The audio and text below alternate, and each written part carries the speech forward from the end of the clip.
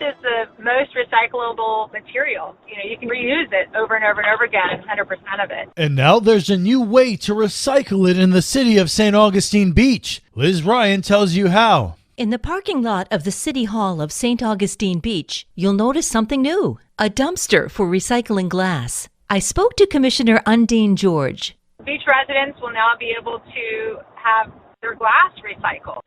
But not all glass can be put in there. It's certain types. Food bottles, food jars, all of that type of glass is absolutely recyclable. We don't want computer monitors or televisions or light bulbs, but regular household glass can be recycled.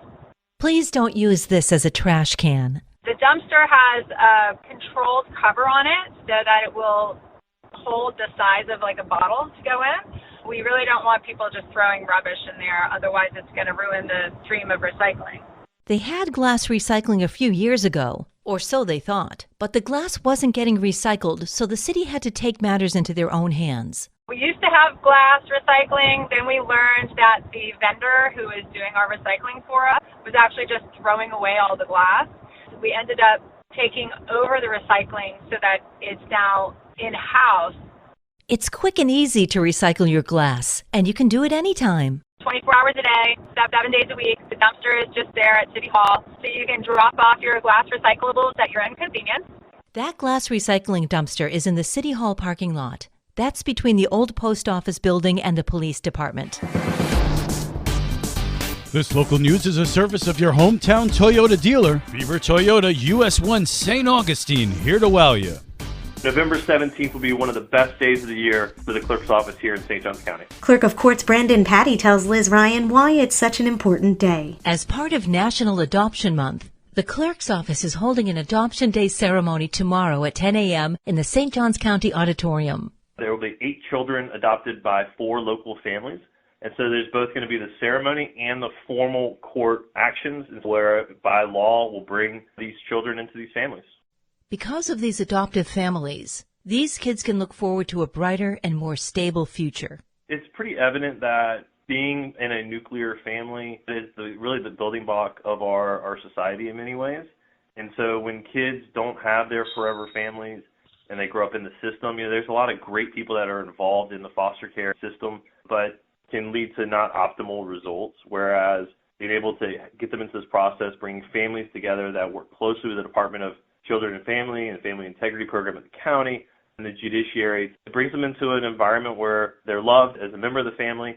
They know that they're home. And I'm just thrilled that we get to help celebrate them in this office.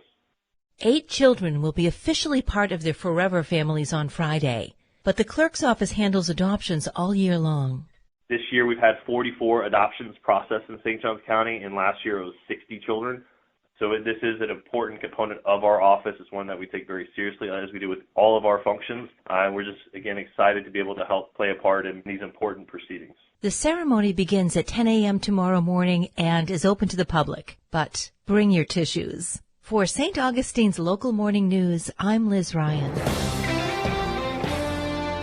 It's an online platform for citizens to log into to kind of whiteboard their ideas, their visions, just general thoughts of the county, where we're at and where we should be heading. It's an opportunity for St. Johns County to listen and learn from its community as it seeks to update its comprehensive plan and devise its first ever strategic plan. Wayne Larson is the county's public affairs director. Which will help drive budgetary decisions as they are applied to the operations of county services and programs. So the time is now for the public to allow us to listen and learn from them through this opportunity online. You have until the end of the month to take the online survey. This opportunity for us to listen and learn from the community through this particular platform will be open through November 30th. So over the Thanksgiving Day holidays, we're sitting around recovering from our turkey and pumpkin pie or sitting around watching all the football games. Log on to our listening and learning opportunity and tell us what you think. Let us hear from you, and we'll use your information and feedback